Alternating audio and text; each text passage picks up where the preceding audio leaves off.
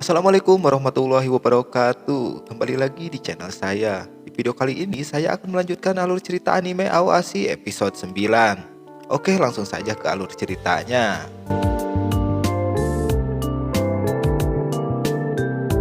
Lanjut cerita, meskipun Togashi bersedia membantu Ashito berlatih, tapi dia terlihat kesulitan bahkan emosi karena instruksi dasar yang dia berikan aja gak bisa dipahami oleh Ashito. Sebaliknya Cito juga gak mau kalah, dia ngomel-ngomel karena dari tadi cuma disuruh buat nendang ke dinding. Jadinya dia bingung. Terus fungsi Togashi di sini itu apa? Togashi pun mengungkapkan jika Ashito itu harus memperbaiki perbuatan buruknya dahulu, yang mana dia ini sering menoleh ketika mendapatkan bola. Namun sepertinya Ashito ini memang kesulitan kalau cuma diajarin teori aja. Barulah ketika dia sengaja menendang bola ke arah Togashi, dia pada akhirnya paham kenapa Togashi memintanya untuk menendang ke dinding dan membuka tubuhnya. Ashito pun terkejut dengan penerimaan bola Togashi yang begitu sempurna. Dia juga takjub melihat sentuhan Togashi itu yang sangat mulus. Kini dia pun benar-benar mengerti dengan maksud dari Togashi yang memintanya untuk membuka sesuatu ketika mendapatkan bola operan. Dengan melihat sikap Ashito itu, kemudian membuat Togashi tertawa karena mengingatnya sesuatu. Dia teringat ketika SD dulu kalau dia juga dikucilkan oleh rekan-rekannya karena sifat buruknya itu. Saat dia merasa rendah dan gak ada yang memperhatikannya, datanglah Fukuda yang mengatakan jika Togashi itu memiliki potensi. Fukuda pun menyaksikan Togashi berlatih selama 15 menit. Dengan instruksi yang tepat, dia pun merasa Fukuda sangat hebat dalam memberikannya saran. Fukuda yang memang dikenal hebat selalu datang dengan ciri khasnya yang gak mau memberikan saran secara penuh. Dia lebih memilih supaya pemain itu mencari sendiri jawabannya. Karena kalau pemain itu menemukannya sendiri, dia dipastikan gak akan melupakannya. Togashi pun mencerna dengan sesama ucapan dari Fukuda yang kala itu menjabat sebagai manajer tim junior. Dia kemudian berlatih sendirian mencari sendiri kekurangannya dan menutup kelemahannya itu dengan berpikir sendiri. Tidak lama berselang, Tachibana dan Otomo datang sambil mengomeli Ashito yang gak pandai berbohong. Mereka berempat pun berkumpul untuk melanjutkan latihan. Keesokan harinya, anak-anak junior pun menjalankan latihan penutup dengan bermain minigame 4 lawan 4 menggunakan formasi berlian. Para pemain hanya diperbolehkan untuk menggiring bola ke depan dan dilarang untuk syuting jarak jauh. Yang berarti juga mereka ini harus mengoper sampai ke kotak penalti untuk mencetak gol. Ashito sendiri melahap latihan ekstra ini dengan cukup baik, bahkan dia menjadi bintangnya dalam latihan hari ini. Berkat latihan ekstranya semalam, Ashito sekarang ini terlihat lebih menyatu dan enak untuk dilihat. Dia juga banyak mendapatkan pelajaran tentang dasar-dasar sepak bola. Meskipun teknik yang sangat sederhana, tetapi ketika dia mampu menerapkannya di lapangan, hal itu pun akan merasa sangat berbeda, khususnya itu bagi Ashito. Berkat permainannya yang mudah berkembang juga, banyak pemain yang terkejut dan memuji Ashito, termasuk yang memarahinya kemarin. Asari yang mengamati perkembangan Ashito itu juga ikutan heran. Dia merasa perkembangan bocah ini begitu pesat. Sampai dia juga menanyakan ke Togashi tentang latihan apa yang sudah dia berikan. Togashi pun di sini terlihat ngeri-ngeri sedap dengan perkembangan Ashito ini. Terutama itu dengan tatapan matanya. Pelatih Nozomi pun menilai tatapan matanya Ashito itu sangat bagus. Dia bisa menyimpulkan dan juga menyatakan kalau Ashito itu akhirnya berada di garis start. Dan pelatih Nozomi juga akan mengajarkannya cara bermain bola yang sesungguhnya. Sementara di lapangan lain, Fukuda sedang membawa anak-anak tim A sparring melawan SMA Tokyo Surin. Menariknya, pelatih dari tim lawan ini terlihat kesal. Kesal sekaligus menyesalkan karena sudah mau menerima tawaran tanding dari Fukuda. Secara logika ini kan merupakan pertandingan antara anak SMA, tapi dengan skor 9-0 dia pun merasa level experience itu udah mengerikan. Mungkin lain kali dia bakal kapok kalau diajak tanding lagi dengan tim yang sekarang ini menguasai Liga Primer U18. Menariknya lagi, meski mereka ini juga menang, beberapa pemain Esperion terlihat masih tidak puas dengan hasil ini. Mereka merasa permainan masih jauh dari harapan pelatih Fukuda.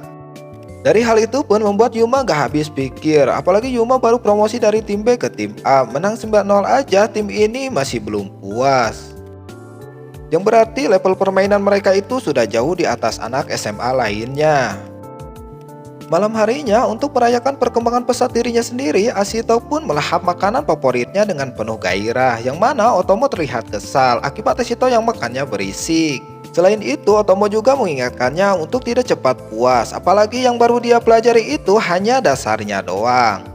Asito pun setuju kalau dia tidak akan bermalas-malasan serta akan melanjutkan latihan ekstranya setelah makan malam. Sebelum bubar, Asari pun memberikan Asito peringatan dini tentang latihan besok. Dia mengingatkan Asito mulai besok tim B akan berlatih bersama dengan tim A. Yang mana dia mewanti-wanti kalau pemain baru sebagian tidak mampu menjalankan latihan berat itu. Asari pun penasaran dengan apa yang akan mereka lakukan ke tim B, khususnya itu pada Asito. Keesokan harinya, tim A dan tim B pun berkumpul di lapangan untuk menjalankan latihan pertama mereka. Latihan kali ini pun dibuka dengan kapten tim yang bernama Yoshisume Kenta, yang mana dia ini juga merupakan pencetak gol terbanyak di Liga Primer U18.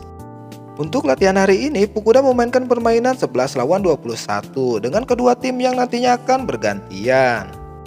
Latihan seperti ini membuat para pemain tim B bingung karena sebelumnya belum pernah menjalaninya. Bahkan Togashi yang memiliki IQ bermain tinggi pun sangat kebingungan.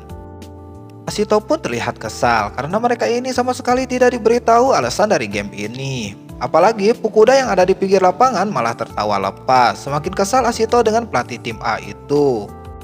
Sekarang waktunya gantian, tim A akan bermain 11 pemain, sedangkan tim B akan bermain 21 pemain. Meski menang jumlah, nyatanya tim B ini malah semakin bingung akibat sulit mengalirkan bola, tidak ada celah ataupun ruang yang diberikan tim A. Pada akhirnya malah tim A lah yang berhasil menjebol gawang tim B yang diisi oleh 21 pemain. Tim B pun dalam kondisi ini berusaha mencari solusi, tetapi sampai detik ini mereka terlihat masih kesulitan, bahkan kejadian tadi pun terulang lagi. Sehingga beberapa pemain terlihat frustasi dan juga kebingungan.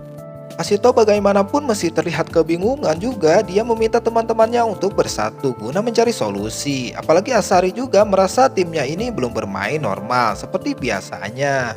Permainan kemudian berlanjut di mana Kuroda masih terlihat bingung mau mulai serangan ini dari mana, karena juga tim A ini menempatkan pemain mereka di area kunci, yang artinya mereka ini menempatkan pemain di area yang ingin diserang oleh tim B. Otomo pun kini mulai mengerti kalau pada dasarnya mereka itu mengubah permainan ini menjadi perang wilayah. Meski begitu, Asari percaya jika jumlah pemain itu nggak akan berpengaruh pada permainan mereka. Tapi di lain sisi, dia juga gak bisa bohong kalau level tim A itu sudah berbeda. Itu juga jurang pemisah yang membedakan kualitas antara tim A dengan tim B.